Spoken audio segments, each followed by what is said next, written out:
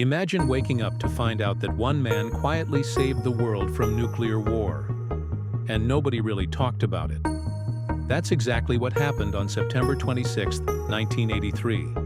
Tensions between the United States and the Soviet Union were at an all-time high. Reagan had just called the USSR the evil empire. NATO was running a massive military exercise in Europe, and Soviet leaders were convinced it might be a cover for a real attack. So when the Soviet early warning system suddenly reported 5 nuclear missiles inbound from the United States, it was a nightmare scenario. The man in charge that night was Stanislav Petrov, a 44-year-old lieutenant colonel in the Soviet Air Defense Forces. He wasn't even supposed to be on duty. He just filled in for a sick colleague. No pressure, right? Around midnight, sirens blared. The computer screen flashed a chilling message. Launch! It said 1 missile had been fired from an American base, then 2, then 3, then 5. Petrov had just minutes to make a decision.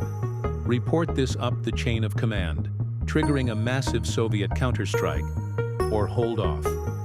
And here's the terrifying part. He was trained to trust the system. The Soviets had put all their faith in early warning satellites. If the system said missiles were incoming, protocol said they had to act fast. But Petrov paused. It didn't feel right. 5 missiles? That's not how a real first strike would work. If the US wanted to start a nuclear war, why launch just 5? Why not go all in? He also noticed something else. Their ground-based radar wasn't picking up any signs of actual missiles. Only the satellites were sounding the alarm. Petrov trusted his gut. He labeled the alert as a false alarm. He didn't press the red button. He didn't escalate the alert. He just sat there and waited. And he was right. The warning was a glitch. A rare alignment of sunlight, clouds, and satellite sensors had tricked the system. No missiles were ever launched. The US hadn't attacked. The world had not ended. But if Petrov had followed orders, if he had reported what the system was telling him, Soviet commanders would have likely launched a full-scale retaliatory strike.